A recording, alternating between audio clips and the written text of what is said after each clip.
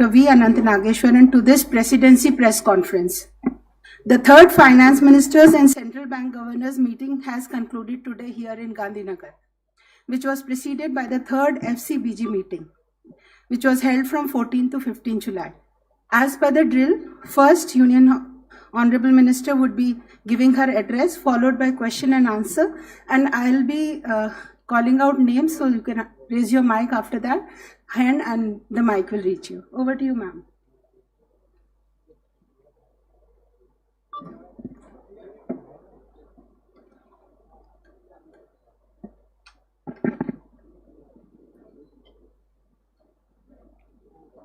Good evening, and this is on. Good evening, and thank you for being here. The third G20 finance ministers and central bank governors meeting under the Indian presidency has just ended. It was held, as you all know, between the 17th and 18th, and prior to that, from the 14th itself, the deputies were all engaged in discussions and getting the, communique ready, chair's statement ready. So I thank, first of all, to begin with, the deputies of all the countries who have intensely worked on the details of everything that has been discussed, the deliberations, and as is the practice, these discussions do protract.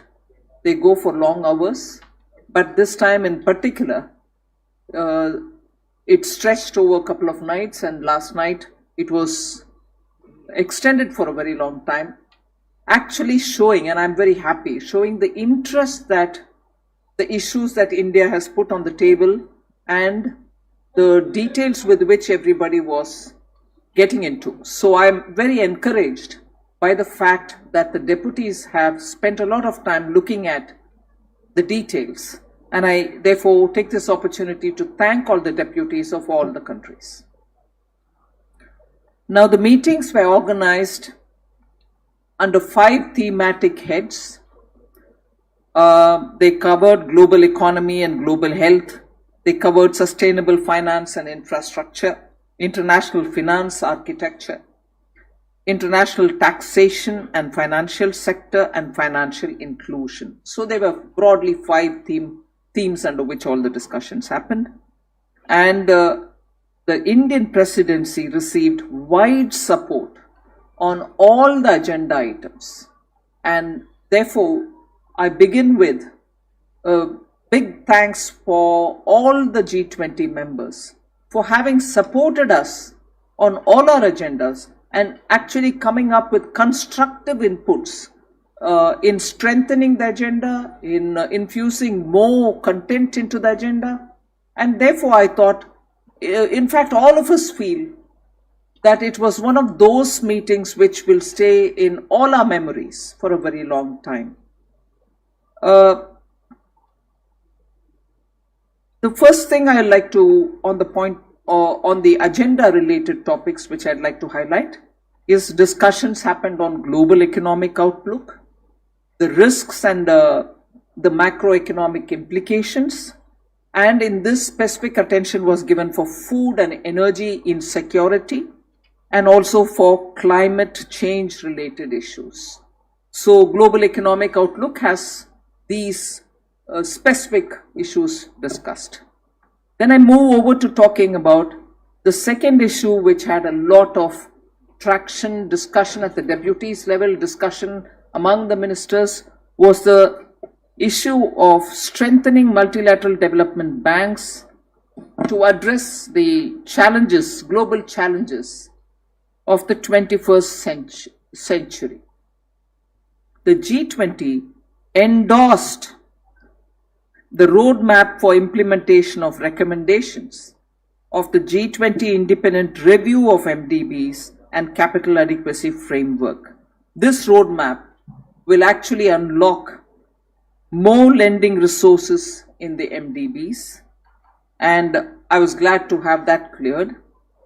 Similarly, on the expert group that India had constituted, had submitted its volume 1, the report's volume 1 report was submitted.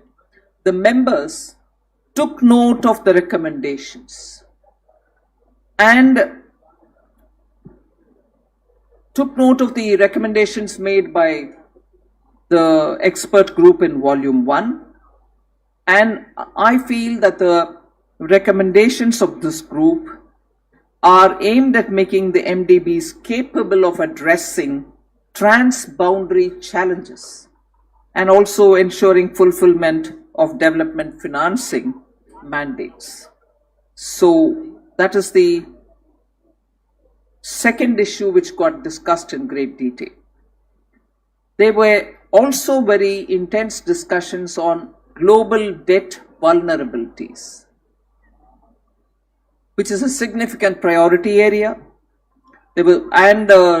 It reflected a lot of India's presidency's endeavor to get the voice of the global south onto the table of the G20. So this topic attaining a lot of traction, discussion, concern, and voicing of opinions on how to get over some vexed issues like delays in giving assistance to those distressed countries and so on. So that issue also gained a lot of traction, and I think specifics have been discussed, which was very encouraging. And therefore the G20 members welcomed the progress achieved on various ongoing debt treatment cases. Between February and today, we know that very many countries whose treatment under the framework and those at least one outside of the framework have all been addressed, and therefore there was overall sense of welcome on the progress achieved on the ongoing debt treatment cases. Also, the G20, under this topic of global debt vulnerabilities, the G20 encouraged the efforts of the Global Sovereign Debt Roundtable. This roundtable is chaired by India, IMF, and the World Bank. So the G20 actually encouraged the efforts of the Global Sovereign Debt Roundtable towards strengthening communication among stakeholders and to facilitate effective debt treatment. So that roundtable has received a lot of encouraging words from the members. The next issue which I'll draw your attention to is India presidency had brought onto the table the issue of digital public infrastructure. We are happy that members acknowledged the significant role of DPI in rapidly advancing financial inclusion and productivity gains that we've achieved, and therefore transforming the lives of the poor in the country. So ministers and governors, and I'd like to present before you this particular point, ministers and governors commended India's efforts in leveraging the DPIs to accelerate financial inclusion in the last mile. Members also endorsed the G20 policy recommendations for advancing financial inclusion and productivity gains through digital public infrastructure, which has been developed under the India presidency. The policy recommendations which have come out of these can help in guiding the G20 members as well as non-G20 members, so to harness their DPI for their own goals. So the DPI agenda has had a great kind of recognition for India and the achievements and the scaling up which has happened in India. The next issue I go on to is the financial sector issues. Members deliberated on the macro, financial and regulatory challenges posed by crypto assets ecosystem and on the potential global policy responses which are so required. So when I said financial sector issues, it pertains to the crypto issues. Members welcomed the high-level recommendations of the FSB on crypto asset activities and also the global stablecoin arrangements. Members also discussed the presidency note that India had prepared and noted that it would be an important input towards prioritizing areas of work essential for achieving a comprehensive, cohesive, and coordinated global policy and regulatory framework. So you can see these reports of the FSB, the synthesis report which is going to come, FSB and the IMF, and also the presidency note are all becoming vital inputs for the G20 membership to understand how to go about further on this issue towards arriving at something which is going to be a global policy, and it's also going to be a regulatory framework on which the positions will have to be taken. So I think it has acquired the necessary traction and recognition that, in fact, there were several members who did say it is so good that India has brought this issue on its priority and is working very well on this. I was going to add a bit later that there was also a round table held yesterday discussing the crypto and its implications and the unintended consequences of anything in that area left unregulated and so on. It was a very rich discussion, and there was recognition on that point as well, that the round table actually gave a lot of inputs to think, and many people brought in newer dimensions to that discussion. It was a very enriched discussion. The next one which I'd like to draw your attention is that there was a lot of discussion on climate finance. Members welcomed the recommendations on the mechanisms to support timely and adequate mobilization of resources on climate finance, and the Sustainable Finance Working Group of the G20 has done commendable work on it, and this was recognized by the members also. Another issue was looking at global efforts towards pandemic prevention. Members welcomed the discussion on the framework on economic vulnerabilities and risks arising from pandemics while taking into account country-specific circumstances.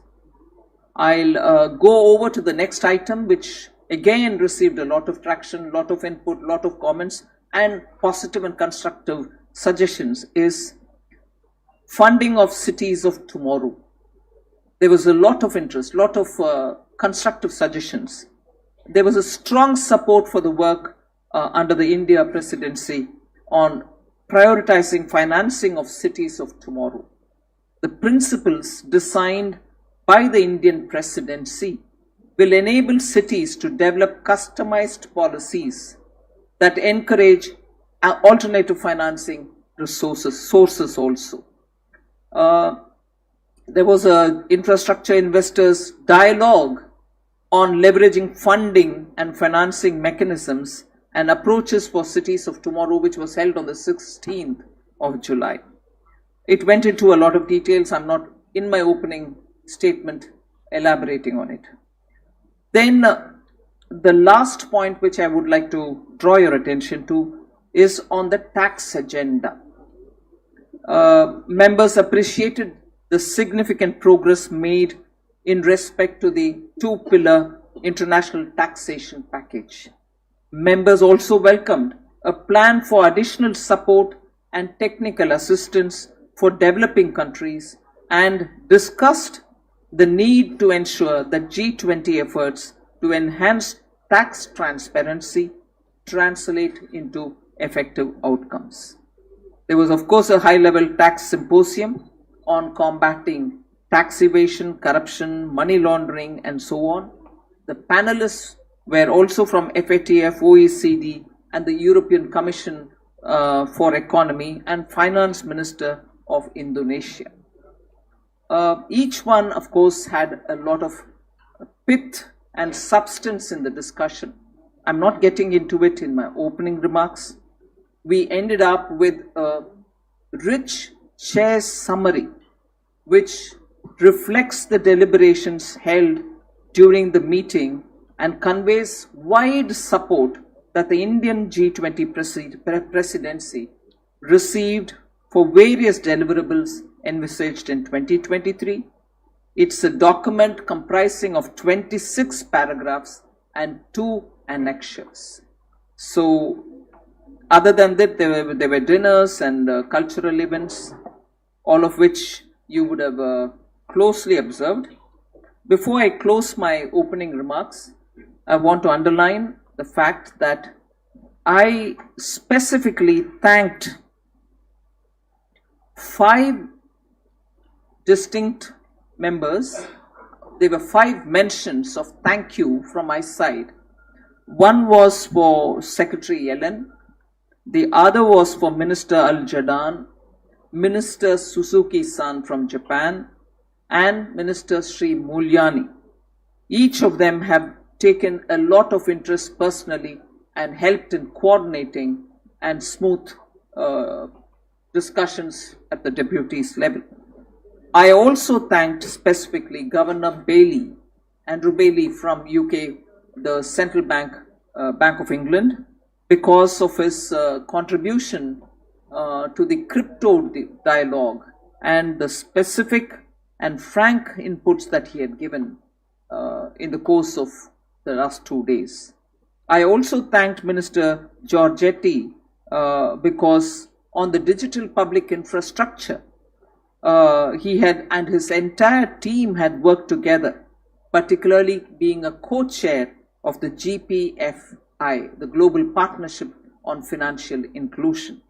So,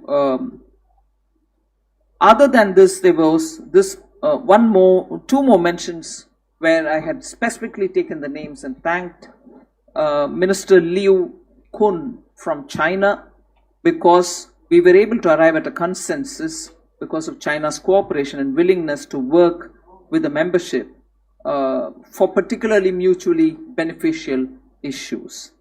And lastly, I also specified specific thanks to Minister Chalmers, Jim Chalmers from Australia, and that is for the financing, innovative financing models when you're talking of infrastructure in the infrastructure working group. So with that, I end my opening statement. We're all open to questions. Thank you, ma'am. We start with Deepshika, Economic Times. Mike, please raise your hand so that she comes to know. Yeah.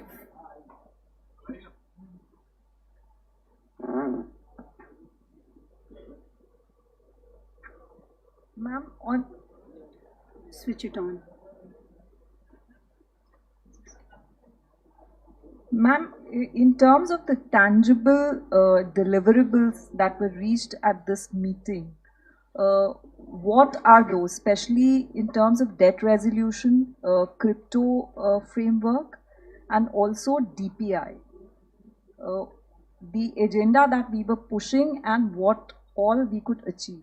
If you could elaborate on that, and also what are the 2 annexures that are there in the chair summary? So,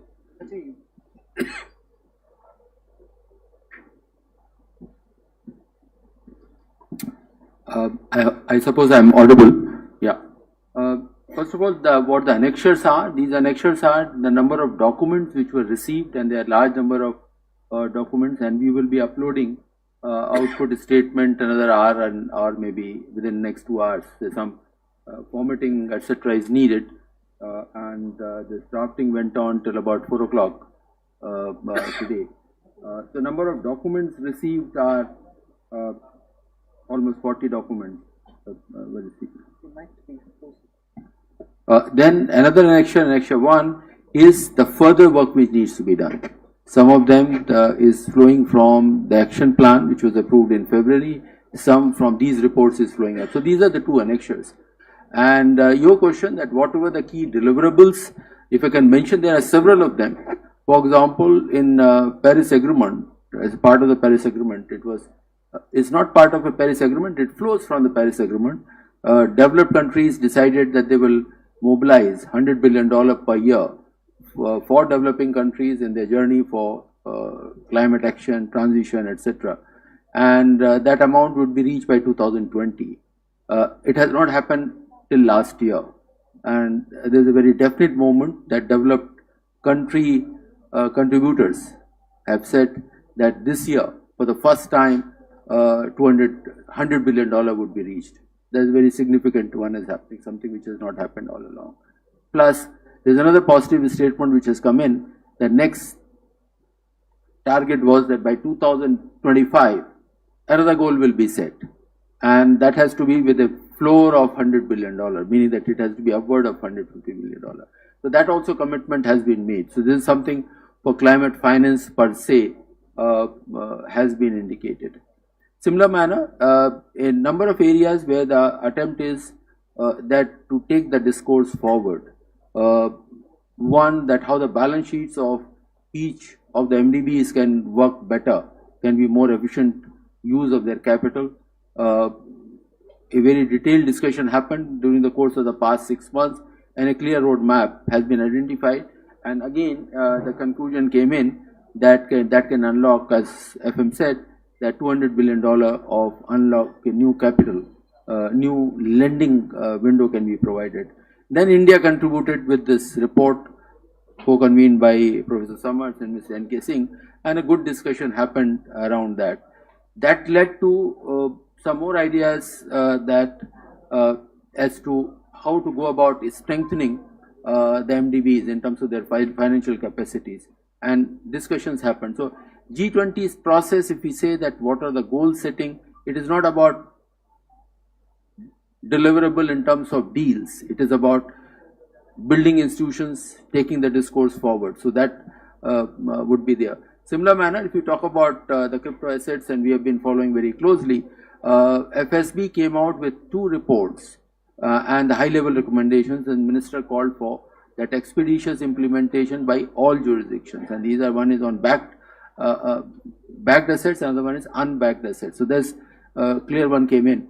Then through India's effort, it was agreed that a synthesis paper and the roadmap will be advanced so that the same is available ahead of the Leaders Summit. Leaders can also consider when they meet on 10th and 11th or 9th and 10th of September. So that was again discourse happened, and then India has contributed by organizing that seminar, and also contributed its own note, and it is a presidency note in the sense that we originated that idea, several other countries contributed, so it has become a significant input around that. There are several others, but we can discuss of debt. 2 areas. One, that common framework was decided in the Saudi presidency in the year 2020, but there are implementation level challenges. So the minister decided that infrastructure, international financial architecture working group, IFA working group, would be dealing with those policy level issues so as to step up implementation, and the work will start right away in the 4th meeting, which will happen under the Indian presidency itself. Then there were 4 cases ministers had identified in February meeting: Zambia, Ghana, Ethiopia and Sri Lanka. And with the exception of Ethiopia, there was a forward movement in all of them. For example, you will see it in the outcome document. In case of Zambia, between February and now, an agreement between Official Creditors Committee and Government of Zambia could be reached. Now, next step, of course, is to have a similar kind of an agreement with the private sector. Similar manner, in case of Ghana, Official Credit Committee has been formed, that is working now. In case of Sri Lanka, the assistance from the loan backup assistance extended financing facility from IMF was approved. Plus, there again, the OCC has started functioning, and that is co-chaired by India, Japan and France. So that was on the debt agenda at the moment. Parikshit Luthra from CNBC TV 18. Ma'am, have you seen progress on China's stand as far as debt restructuring goes? Whoever we spoke to here said there can be no effective common framework on debt resolution without China's support. Did China's response seem encouraging to you? Well, today it appeared encouraging. Prashant Sahu, financial expert. Ma'am, why there is a chair summary instead of a communique? One. The other question is, was there any discussion on CBDC and use of it in settling trades? I'll leave it to Governor Das to talk on the CBDC. But the chair's statement is because we still don't have a common language on the Russia-Ukraine war. And our position since February has been that we've derived the statement from Bali, the leaders' statements which was arrived at in the summit, and the February Bengaluru statement was the feeder into this one. And that's because also that the language given in Bali Leaders Summit, we don't have the mandate to change that. So it must be left to the leaders during the summit in September to take a call on that. Till before that, we didn't think it was right for us to change the language.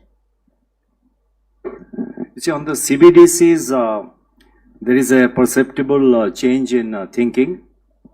It's now recognized by large number of countries, both G20 members as well as countries which are not members, that CBDC is an important aspect which needs to be looked at more seriously. So in the as a part of the FMCG deliberations, it was recognized, the work done by the various agencies, the BIS, etc., were all taken on board.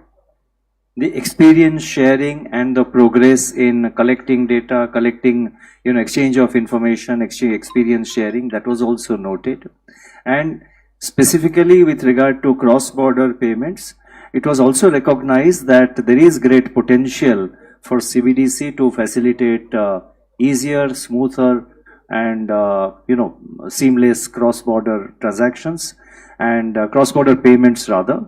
And there is need to take this agenda forward. So it's a work in progress, and this process of experience sharing and collating what is happening across the world, where countries are either considering or countries which have already started pilot projects, this whole process of collating information, etc., by the BIS, that will continue. There is IMF is also parallelly working on the macro financial challenges arising out of CBDC, so that will also be factored in. Thank you. Shishir Sinha, Hindu Business Line. Ma'am, good evening. Ma'am, earlier RBI has always maintained the stand that there should be ban on the crypto, and now after FSP recommendations on regulation, will India stand be on the regulating the crypto asset or going for the ban? What would be the stand for that? This is a question for me or for the governor? Both. Because you started with saying what our base position was. So both of you, ma'am. So our position is in front of you. So sorry.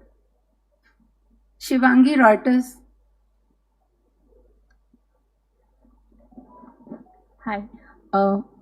My question is for the minister. You mentioned that the bloc discussed food security. In that context, did you get a chance to talk about Russia exiting the Black Sea grain export deal and subsequently striking Ukraine's grain export ports, and any challenges you see that might pose to food security globally? Well, it is in that context that today several members condemned it, saying this shouldn't have happened. The Black Sea food passing through the Black Sea shouldn't have been stopped or suspended. So yes, to that extent it was brought out. Rosuke Hanada, Nikkei.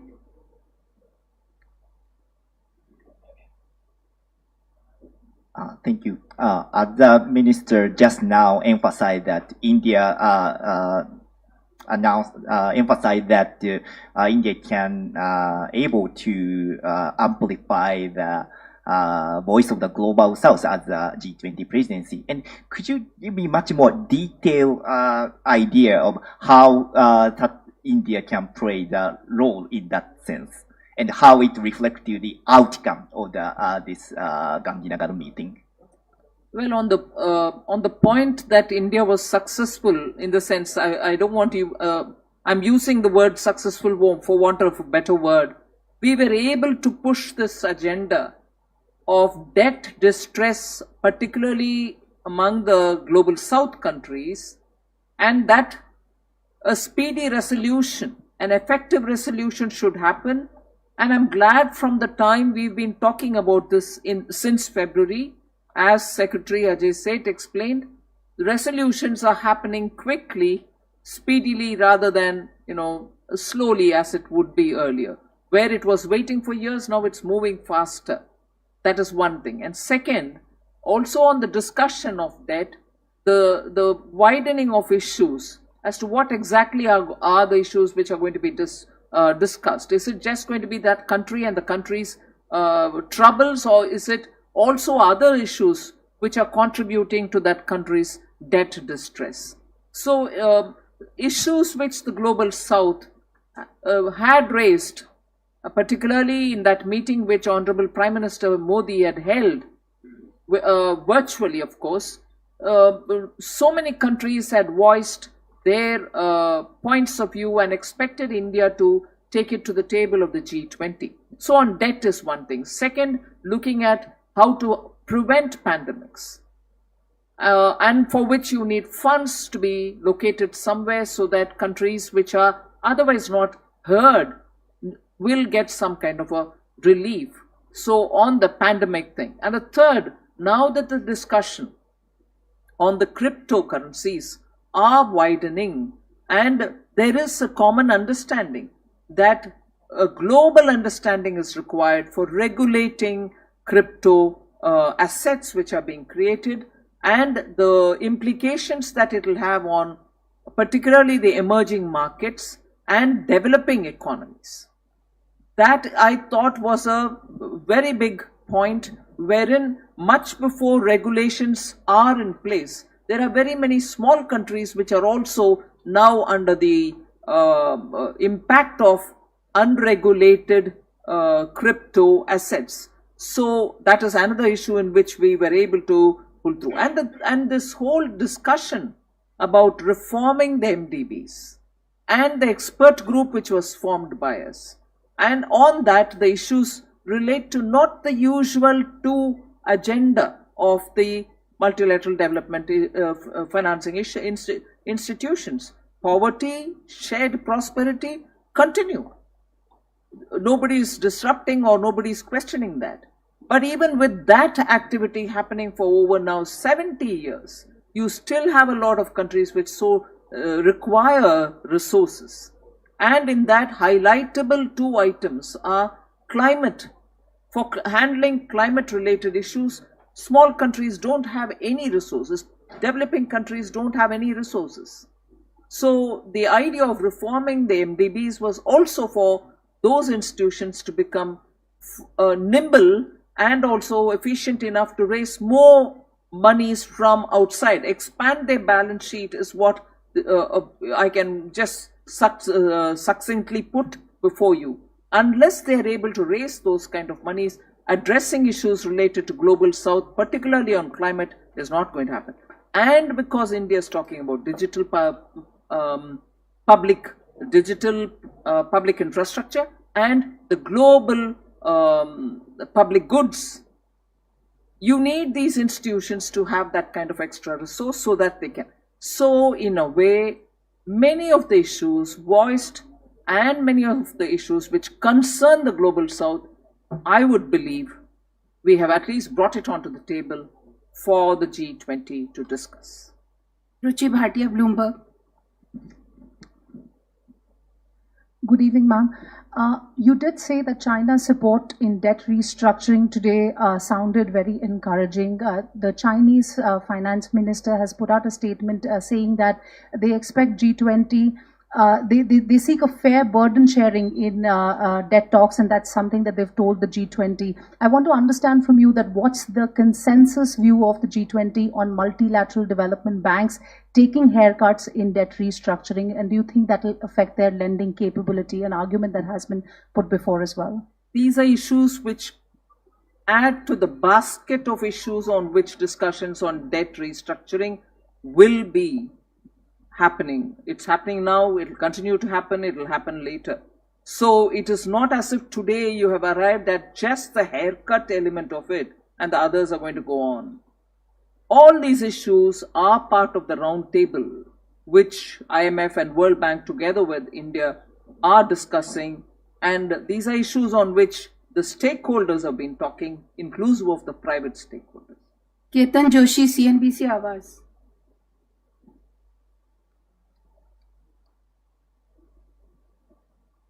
Madam, मेरा सवाल आपसे है, खासकर पूरे दिन आर्थिक नीतियों को आपने सबके सामने रखा, लेकिन शाम को भारत का कल्चर, गुजरात का कल्चर, हमारा हैंडीक्राफ्ट और खासकर एक ऐसा फैशन शो किया जो पंच महाभूत से उसके सम्मिलित हो, तो क्या विदेशी मेहमान का प्रतिभाव रहा? अगर कोई एक अनुभव हमसे आप साझा करें. ये हमारी कल्चर आधारित जो शाम को कार्यक्रम हुआ, उसमें वित्त मंत्रीगण बहुत ही आनंद लिए और व्यक्त भी किए कि बहुत बढ़िया कार्यक्रम, जिसमें बहुत सारे विषय जोड़ा गया है, क्योंकि हम साथ बैठ करके हम सब एक मंत्री के वो दूसरे ऐसे करके एक एक करके हम हमारे तरफ से एक्सप्लेनेशन देते गए जैसे प्रोग्राम चालू हुआ. इसमें ये फैशन शो जो आपने रेफर किया, वो आयोजन निफ्टी के द्वारा हुआ, national institute of fashion technology. सिर्फ एक NIFT नहीं, पूरे भारत देश में 506 है, वो सब लोग इकट्ठा करके ये फैशन शो. क्यों फैशन शो? एक प्रमुख विषय है कि माननीय प्रधानमंत्री जी लाइफ एक मिशन शुरू किए, जिसका ऑब्जेक्टिव ये है कि हम लाइफस्टाइल को चेंज करें एनवायरनमेंट को देखते हुए. आजकल एनवायरनमेंट के कारण बहुत सारे हम जो चीज उपयोग करते हैं वो सस्टेनेबल नहीं है. जब सस्टेनेबल के ऊपर डिस्कशन G20 में इतनी सारी हो रही है, ये मिशन जो माननीय प्रधानमंत्री जी एक नज करके लोगों को आगे ले चलने के लिए प्रयोग कर रहे हैं, nudging, just request them, ask them to move in that direction, उसमें ये फैशन शो शामिल हो रही है. क्यों?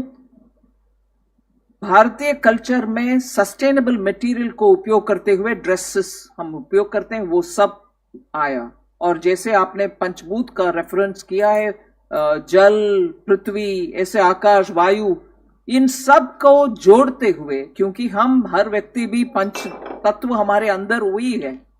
सो ये तीसरी, जिसमें वो ड्रेसेस का कलर्स और उसमें जो बनाया गया डिजाइन कलमकारी है, जो हाथ का काम है, पेन का उपयोग करते, कलम को उपयोग करते हुए करते हैं, और उसमें जो इंक जो उपयोग करते हैं वो सब नेचुरल डाइस होते हैं. इसीलिए इसमें बहुत सारे विषय जोड़ा गया. और जब हम बगल में बैठ करके उनको एक्सप्लेन किया, वो एब्सोल्युटली प्लीज्ड थे कि G20 में हम जो चर्चा करें वो उस विषय के ऊपर आपने इस विषय को ले आए. और इससे पहले वॉशिंगटन में जब पिछले बार हम गए थे यही फंड बैंक मीटिंग में, उस समय भी लाइफ के ऊपर उधर भी एक सिंपोजियम हुआ. मतलब लाइफ स्टाइल फॉर एनवायरनमेंट. हम हमारे वेशभूष और लिविंग का स्टाइल को थोड़ा बदलते जाना आवश्यक है. यही था इसके पीछे. Arup Roy Chowdhury, Deccan Herald.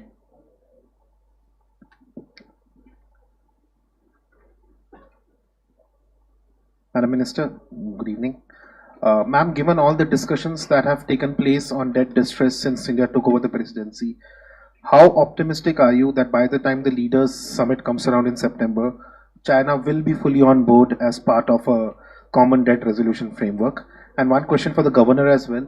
Sir, as you said, there is understanding, there is agreement among the members that CBDC has great potential when it comes to cross-border payments. However, sir, as you are well aware, not all countries have been so optimistic about the idea of CBDC. India has been very proactive, but even some of the developed economies have not warmed up to the concept of CBDC. So as the presidency, to what extent have you shared your learnings from CBDC with other central banks?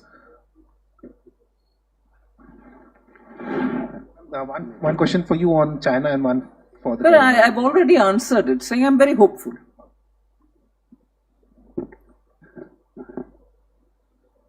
You see, on CBDCs, you have to remember that it's a new currency, and it will mean a fundamental change in the currency system, in the system of money across the world. It is something which is part of a process. The process has started. These things do take time. Let me give you the example of the UPI. When it was launched in 2016, it was only confined to a few banks. And that time the number of transactions were just in few thousands. And in 2016, nobody could imagine where UPI transactions have reached today. Per day, it is 300 million transactions per day. That is 30 crore transactions per day. It is unbelievable. I was in the ministry in 2016. We never imagined that this will reach this kind of scale, but it has happened. It's a part of a process. And now UPI is, I think, at the forefront of international efforts for developing fast payment systems, and we are already engaged with several countries. So therefore, on CBDCs, this is a part of a process. A beginning has been made. Going forward, we have to see how it picks up, and I'm quite optimistic that it will pick up as countries realize its potential. Avinash Agarwal, Asahi Shimbu.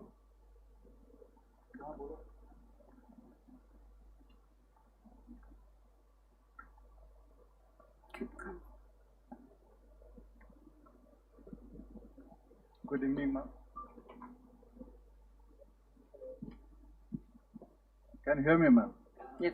Ma'am, in your opening statement, you refer to various progress made on various issues in this meeting. But, madam, what will you say is the most significant positive outcome of this meeting?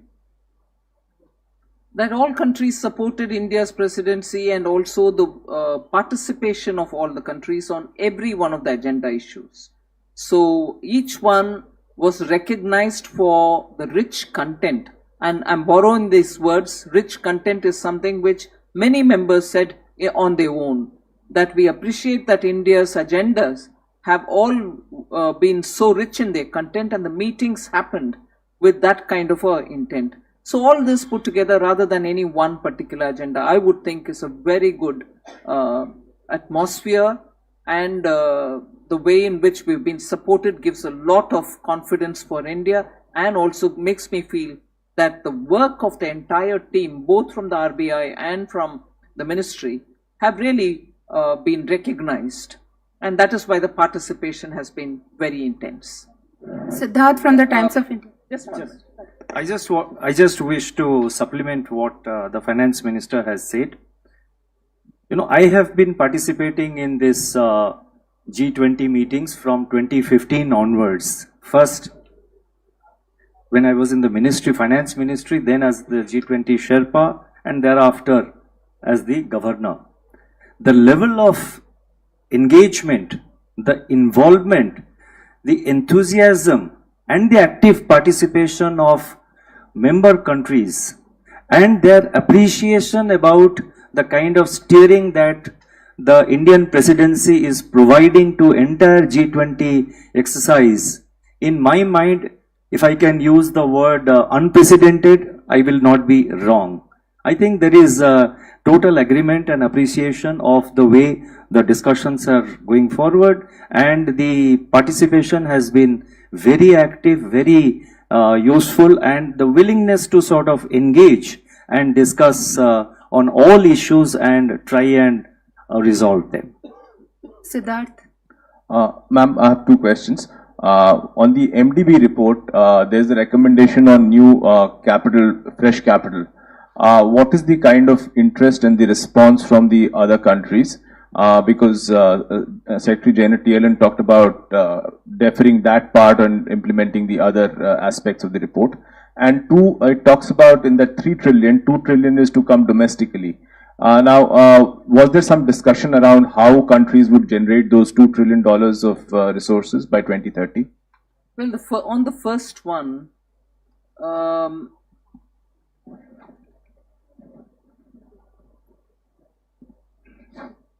the capital infusion, the discussions are happening on the overall report, on the specific recommendations, and also how this is going to find its way and a roadmap. And the roadmap is going to come only prior to the summit. So when the volume 2 comes and the roadmap also sets its clear imprint, then the issue of when this capital infusion, now or later. So till before that, to have an opinion is fine, but the roadmap is, when it comes, is going to complete the report. And it is only then can we start talking about how we want to handle which issue, which one comes first and which comes later, the sequencing about which many countries have spoken. At this stage, of course, everybody has felt that, saying it's all right, now you're talking about the contribution. Is it going to be voluntary? It's not going to be voluntary. What will be the percentage and all that? It's like we've not seen the roadmap yet, but we are talking. So I would think that's where I'll place it. Ajay Mishra, DD News. Wait, there was a second question. Yeah, sorry. I'll leave Ajay to talk about it. You have to repeat the question for me. The 2 trillion to be raised from domestic.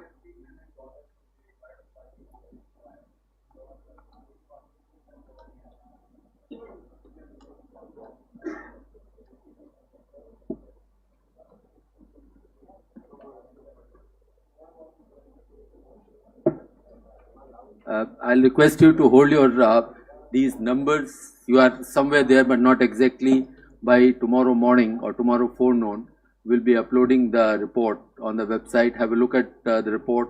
The numbers are that out of 3 trillion, 1.8 trillion is needed per annum expenditure on climate action related adaptation, mitigation, 1.2 trillion for SDGs. In terms of financing, 2 trillion is supposed to come from domestic resources, and there the role of MDBs is not for financing but providing right policy advice so that the growth can improve upon and countries can generate their own resources. That leaves the balance of 1 trillion. Out of 1 trillion, 500 is the external private finance, and $500 billion is the private finance, and 500 is the official external financing, of which MDB's portion is additional one, $260 billion, of which 60 is concessional and another 200 is non-concessional IBRD. So have a look at the report. It's a good, cogent, crisp report, and I'm sure you will love reading it. Ajay Mishra.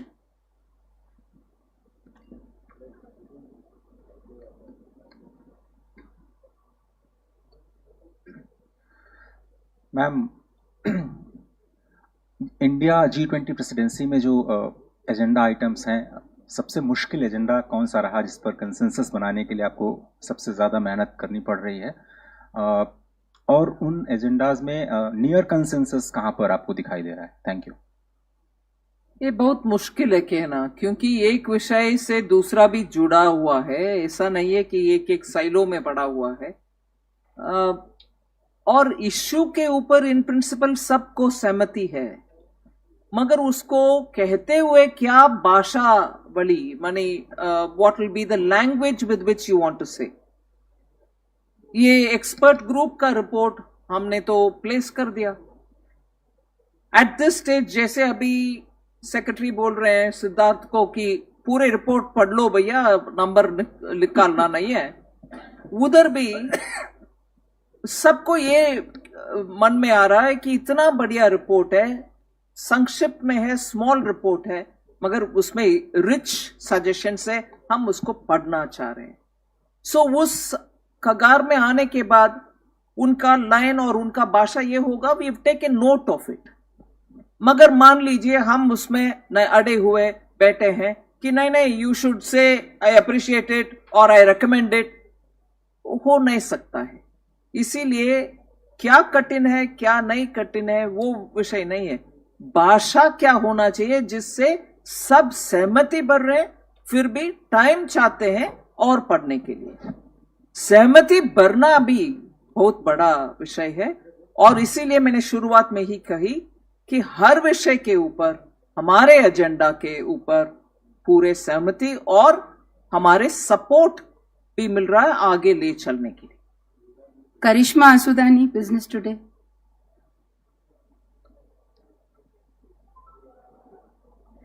Ma'am, throughout your discussions with all the key member states that you have, of course, had in the last few days, what is your outlook of the world economy? Because IMF MD also released a statement today saying that higher inflation may need further monetary policy tightening. That's a concern which all of us share, that higher inflation. In India, the inflation behaves also because of the seasonal changes, monsoon impact, our CPI basket also consisting of certain goods, and so on. The Western inflation also has a different set of parameters, but their concern now in some countries is that it is going to go up. Therefore, will it have an impact on further interest rates? And if it is so, what will happen to growth and so on? Whereas I think from the reports which are coming, Southeast Asian nations have a different set of concerns, particularly if they are commodity exporters.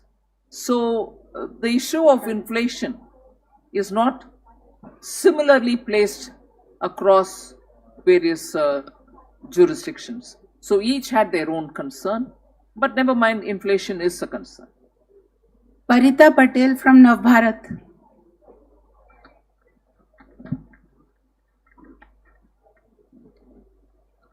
Good evening, ma'am, and good evening to the ministers. My question would be on the crypto assets. As you said that the crypto assets would be under the FCB regulation. So can you share the more highlights on how the regulation would be? FSB regulation? FSB, my bad. Well, at this stage, the reports are expected. The synthesis report has to come, which is IMF and the FSB. And then a discussion based on also the input that we have given from the President's note. Unless the discussions get to some kind of a crystallizing on thoughts, it will be very difficult for me to, guess now as to what kind of regulations they talk about. So we'll have to wait till the next meeting, meaning next summit and post the summit where we go to Marrakesh also. Under Indian presidency. Shailesh Yadav from the ANI. Ma'am आपने बोला कि crypto पे काफ़ी अच्छी जो है discussion हुई है आज की कल की मीटिंग में, तो क्या इंडियन प्रेसिडेंसी के दौरान जो है किसी तरह का कॉमन फ्रेमवर्क हम देख सकते हैं इसको क्रिप्टो पे? और दूसरा, आपने जैसे ग्लोबल इकोनॉमी की बात करी है, तो इंडियन इकोनॉमी पर आपका क्या नज़रिया है और G20 कंट्री जो हैं इंडियन इकोनॉमी को लेके क्या सोचते हैं? G20 का कंट्री इंडियन इकोनॉमी के ऊपर यही बोल रहे हैं कि बधाई है, आप तो इतना फास्ट ग्रो कर रहे हैं, जब हम सब 1 और 2% के विषय बात कर रहे हैं. कृति अम्बे, इन्फॉर्मिस्ट. क्रिप्टो को लेके मैंने क्रिप्टो के लिए बहुत सारे बोल दिए. कृति.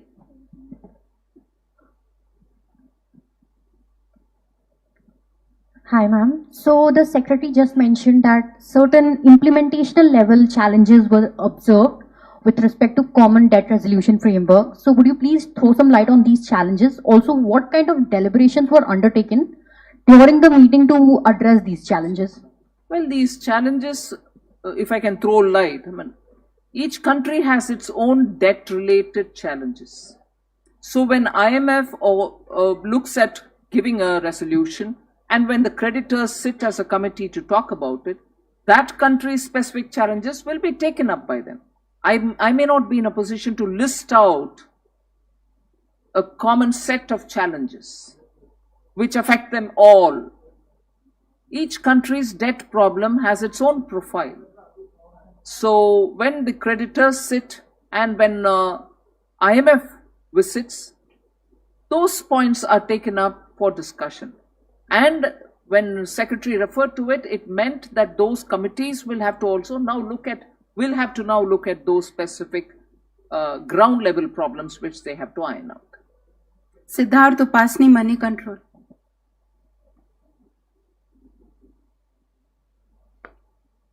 It's not there. Not yet. Ankur Mishra, ET now. This is the last. Achha,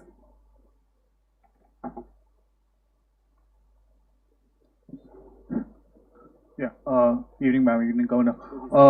Just a couple of quick questions. One, again, following on crypto. Was the view that they should be regulated unanimous, or was there some pushback from some country, even if it's in the minority? Second, was the proposal to include the African Union in the G20 discussed, and if yes, what is the response from the other members? Thanks.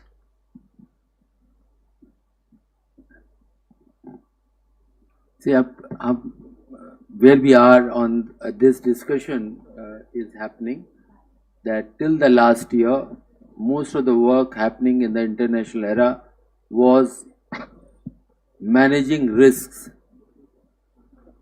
to the financial sector.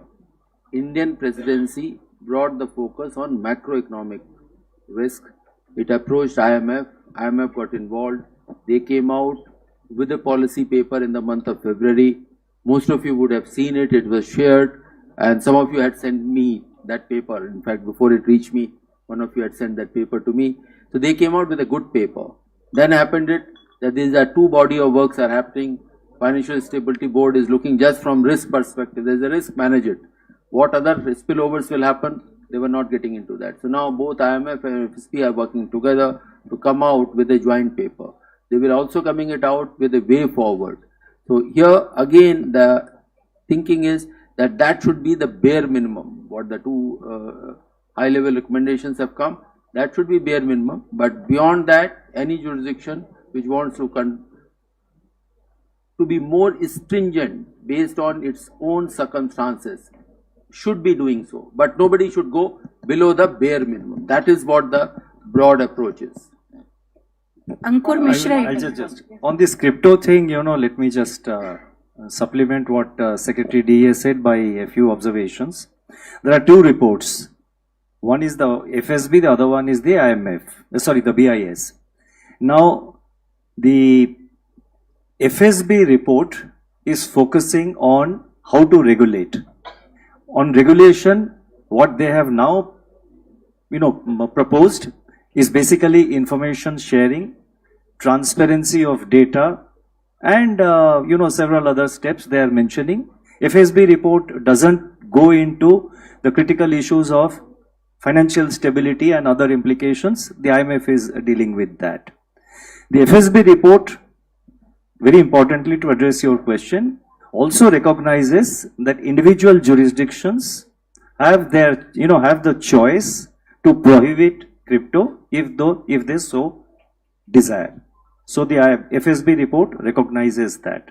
So far as the BIS report is concerned, I think I refer to IMF. I was basically referring to IMF is also doing the stability aspect.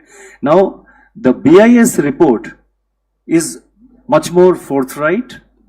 The BIS report recognizes that there could be broadly three approaches: prohibition, regulation, or just allow it without any restrictions. So broadly there are three approaches which the BIS report focuses. And I would encourage you to read the concluding paragraphs of the BIS report, which reflects, as Secretary DA pointed out, which reflects all that we have been saying for last more than 1 year about the macro financial and the stability implications, the huge risks involved in cryptocurrencies. So just read the concluding paragraph. It reflects what we have been saying for more than a year now. Thank you. Ankur Mishra, last question. There was no discussion. Ma'am, you mentioned about the two-pillar solution. I want to understand how closer we are regarding the multi-nation pact on that. The issues which were around profit sharing, have they been ironed out? And one more question on crypto, because it is widely discussed topic. Please allow me to ask not relating to outcome, but more on the sentiment and the stance. Because at a time when our RBI governor had warned about the risk of cryptocurrencies, many of the countries were embracing it because of the technology and all other aspects. So is there a change in sentiment and the stance from other countries, and there is a wider consensus on that? And third question regarding the retail payment space, many of the countries and including ECB has said on record that they are learning from India on this space. Will this platform also give the opportunity to India to help the countries who may need the expertise? First of all, what is the sentiment? I want to hear from you. Ma'am, The stance of the RBI is known. At that time, what did you say? Other countries were still embracing it. Right? Many of the countries India were in Central this. Bank, yeah? Yes, ma'am. Yeah? No, if I can just take that question. I thought you said the last word on it. I thought. No, I was only No, let mentioning me, that- it's alright, you don't have to be defensive. You see, as regards stance, I thought only monetary policy involves a stance of monetary policy. On crypto, you cannot. But on a more serious note, the early enthusiasm among countries about crypto, the belief that it's a great innovation, etc., I think that has been fully addressed in the BIS report. You could just refer to it. And the developments over the last 1 year, the failure of some large crypto exchanges and the investors losing money, etc. So the enthusiasm is now, I mean, I think it's gone. It is completely muted. And everybody realizes that there are huge risks. So there is great amount of caution and concern around cryptocurrencies. So that is the thing. And with regard to the payment systems, UPI, as was mentioned by the finance minister in the beginning, and I also touched upon it, UPI is now recognized as perhaps the, you know, the best and the most advanced payment system in the whole world. Many countries, we are engaged with many countries to sort of develop interlinkage between our payment system and their fast payment system. Singapore, it has happened. UAE, we have signed the memorandum, you know, the MOU. Discussions are going on with a few other countries. And I mean, we are available, we are sharing our experience with everyone. The BIS is also, you know, constantly in touch with us. They pick up our experience and it is covered in the BIS literature. So therefore, that's how it stands. Thank you. Thank you, ma'am. With this, we conclude this presidency press conference. Thank you, ma'am and sirs, and all the media representatives from Gujarat, from Delhi, Mumbai, and all over the world. Thank you.